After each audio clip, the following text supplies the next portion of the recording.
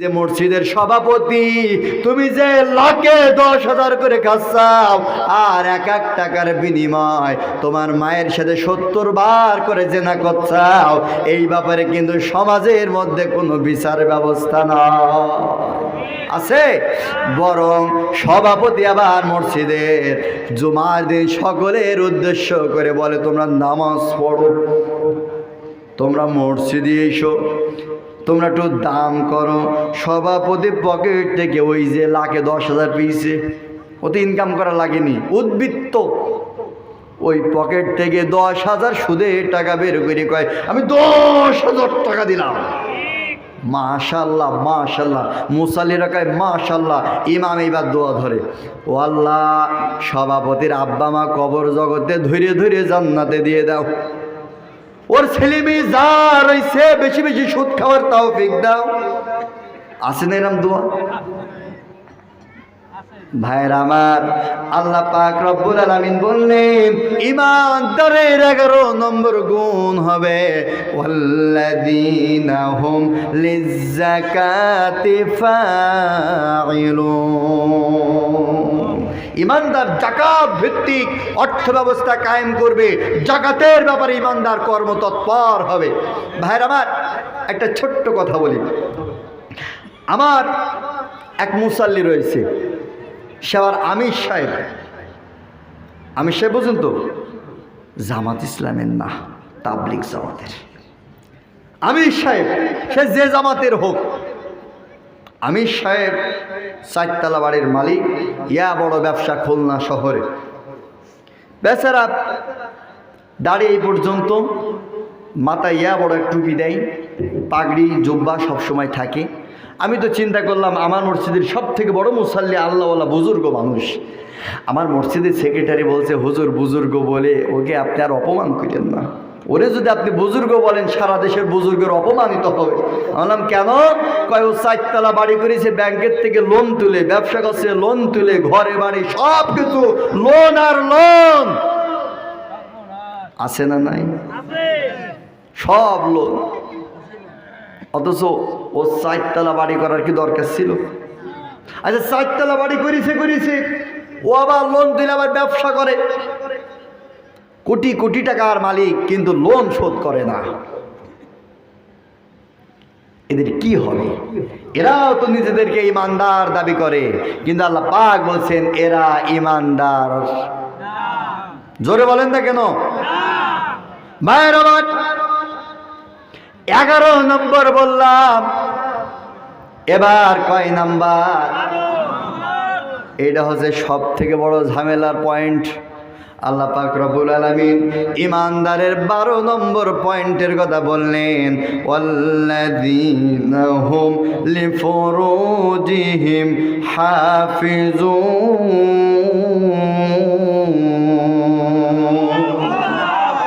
আল্লাহ পাক বলেন, আল্লাহ রাব্বুল আলামিন বললেন, যারা ঈমানের দাবিতে সত্যবাদী, ঈমানদার যারা হবে, ওরা ওদের লজ্জা স্থানকে হেফাজত করবে। কিন্তু লজ্জা স্থান হেফাজত করা তো দূরে থাক, বর্তমান মুসলমানের সন্তানগুলা নিজের লজ্জাগুলাকে রাস্তায় বিলিয়ে দেওয়ার প্রতিযোগিতায় ওরা নেমেছে। সেদিন আমি মাহফিল করতে যাচ্ছি নীলফামারীতে, আমার পাশে একটা ট্রেনের মধ্যে যাচ্ছি, আমার পাশের সিটে একটা ছেলে বসলো। দেখলাম এই পাছার কাছে, প্যান্টের কাছে ইয়া বড় এক ফুটো, প্যান্ট ছিঁড়া। আমি চিন্তা করলাম, ও আল্লাহ আবার কিরাম ডিজাইন। ওর ইজ্জত সম্মান বেড়ে যাচ্ছে, ওর সেই দিকে নজর নেই, ওইটা ওর কাছে স্টাইল মনে হয়েছে। এই হাঁটুরি কিনে ছিঁড়া, ওরতে ছিঁড়া, পাছার কাছে ছিঁড়া, সব জায়গায় ছিঁড়া আর ছিঁড়া।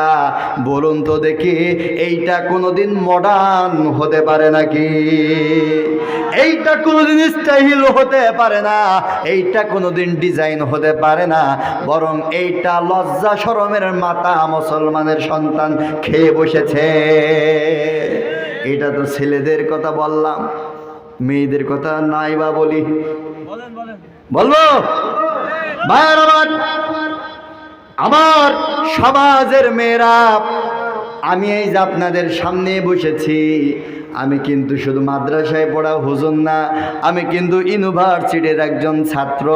কলেজে যখন যাই, বড় বড় ঘরের মেয়েগুলা, হাইলি এডুকেটেড পারসন, সেই সকল পরিবারের সন্তানগুলা প্রাইভেট থেকে নামে, মেয়েগুলা জিন্সের প্যান্ট আর টাইট ফিটিং প্যান্ট আর মেগি হাতা গেঞ্জি পরে ওরা যখন প্রাইভেট থেকে নেমে হেঁটে যায়, আমাদের কলেজের ছেলেগুলা গান ধরে ফিটে যায়। আছে না নাই? জাতপুরে যে কয়দিন পরে রোজা আসছে, রোজার পরে ঈদ আসবে, দেখবেন অনেক মানুষ বলবে আমি রোজা আছি। মার্কেটে যাবেন, দেখবেন দামড়া দামড়া ভাবি আসবে, শাড়ি পরে, একটা পেট পিঠ একটাও ঢাকবে না। শুনবেন ভাবি আপনি রোজা আছেন নাকি? বলবে রোজা আছি, বলবে রোজা আছি। আবার বেপরদায় ঘরে। ভাইয়ের আমার, বলুন তো দেখি, ওর ওই রোজা কোনো কাজে আসবে নাকি? আসবে? ভাইয়ের আমার, মায়েরা রাগ করতে পারে, চিন্তা করতে পারে হুজুর না কলেরা, এই সব বলছে কেন? চলুন একটুখানি লজ্জার ব্যাপারে আলোচনা করি। আমরা ময় মুরব্বী হুজুর মানুষ, আমরা বললাম ভাই এই পর্দা করা যাবে না, এই শাড়ি পরা যাবে না, এই প্যান্টের ওখানে ছিঁড়া, পাছার ওখানে ছিঁড়া, হাঁটুর ওখানে ছিঁড়া, এই সকল ছিঁড়া ফাটা জামা কাপড় পরা যাবে না। জিন্সের প্যান্ট আর মেগি হাতা গেঞ্জি পরে রাস্তাঘাটে নারী জাতি চলতে পারবে না। এবং যখন করলাম, দেখলাম ঢাকা বিশ্ববিদ্যালয়ের গেটের সামনে ঢাকা বিশ্ববিদ্যালয়ের ছেলে আর মেয়েরা ওরা মিছিল শুরু করলাম, আমরা পোশাকের স্বাধীনতা চাই। এই যে আমাদের অফিসার ভাই বসে আছে, পুলিশের অফিসার ভাই, আপনারা তো দেখেছেন, কয় আমরা পোশাকের স্বাধীনতা চাই। কি স্বাধীনতা চাও? আমরা ছেলেদের জামা কাপড় পরব, ছেলেদের জামা কাপড় পরব, মেয়েদের কিছু বলতে পারবা না। আর ছেলেরা বলল আমরা চুড়ি পরব, নাকের পরব, কানের পরব, শাড়ি পরব, কেউ কিছু বলতে পারবা না। আমরা পোশাকের স্বাধীনতা চাই। এই স্বাধীন বাংলাদেশে এমন আন্দোলন হয়েছে, কিন্তু আল্লাহ রাব্বুল আলামিন বললেন ইমানদারের সন্তান ওইটা করতে পারে না। ওয়ালাকাদ আনজালনা আলাইকুম লিবাসান ইউরি সাওআতিকুম ওয়া রিশা ওয়া লিবাসুত তাকওয়া যালিকা খায়র। আল্লাহ পাক বললেন এই কোরআন যেমন আমি আল্লাহ পাক নাজিল করেছি, এই কোরআন যেমন আমি আল্লাহ তোমাদের উপরে নাজিল করেছি, ওয়ালাকাদ আনজালনা আলাইকুম লিবাসা, অনুরূপভাবে পোশাকও কিন্তু আমি আল্লাহ রাব্বুল আলামিন তোমাদের উপরে নাজিল করেছি। সুবহানাল্লাহ। কালকে সকাল 10টার সময় বললেন না বলছেন না, তো সুবহানাল্লাহ তো বলবেন, কি জানো ভাইয়ের আমার, আল্লাহ পাক বলছেন আমি আল্লাহ তাআলা পোশাক নাজিল করেছি, পোশাক নাজিল করেছি। সাওআতিকুম ইউরি সাওআতিকুম ওয়া রিশা ওয়া লিবাসুত তাকওয়া, আমি পোশাক নাজিল করেছি এই জন্য যে এই পোশাক তোমাদের সৌন্দর্য বৃদ্ধি করবে। ভাইয়ের আমার, আল্লাহ পাক বললেন পোশাক তোমাদের সৌন্দর্য বৃদ্ধি করবে। আর আমরা পোশাক খোলা শুরু করেছি আমাদের সৌন্দর্য বৃদ্ধি করার জন্য। ভাইয়ের আমার, রাস্তার মাঝখান দিয়ে যখন কুকুর হেঁটে যায়, বলুন তো কুকুরের ভালো লাগে? কথা বলেন না কেন? চাচা বলছে লাগে, লাগে লাগে না। কারণ এই কুকুরের যে ইজ্জত, যেই সম্মান আর লজ্জা স্থান কুকুর কিন্তু ঢেকে রাখে না। এই জন্য নাম দিয়েছে কুকুর। যেই রাস্তা দিয়ে যায় মানুষ ঢিল মারে, বাড়িতে যায় মানুষ সেই করে তাড়িয়ে দেয়, কারণ ওর কোনো সম্মান নাই, কারণ ওর ইজ্জতটাকে ও বের করে রেখে দিয়েছে। আজ আমার দেশের নারী জাতিরাও ঠিক তদরূপ ওই কুকুরের অনুসরণ করেছে।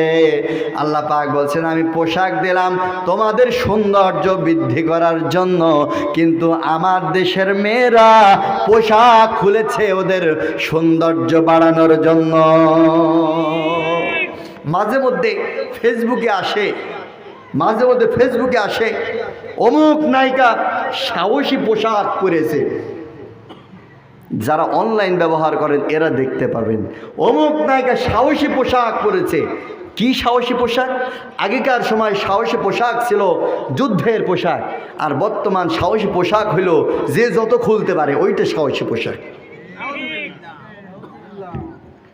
ভাইয়ের আমার, একটুখানি মায়ের কাছে চলে যায়, কারণ পৃথিবীর প্রত্যেকটা নারী কিন্তু তার মায়ের আদর্শ গ্রহণ করে, প্রত্যেকটা ছেলে তার বাবার আদর্শ গ্রহণ করে। সেই জন্য আমাদের সমাজের মধ্যে বলে, বাপকা বেটা সেপাই কা ঘোড়া কুছ না হোক থোড়া থোড়া। ও ভাইয়ের আমার, আমাদের মায়ের কাছে একটু ফিরে যায়। আমাদের মায়ের নাম হচ্ছে হাওয়া আলাইহিস সালাম, আমার বাবার নাম হচ্ছে আদম আলাইহিস সালাম। হাওয়া আলাইহিস সালাম, আদম আলাইহিস সালাম জান্নাতের মধ্যে যখন নিষিদ্ধ ফল খেয়ে ফেললো, আমার মায়ের শরীর থেকে পোশাকগুলো খুলে পড়ে গেল।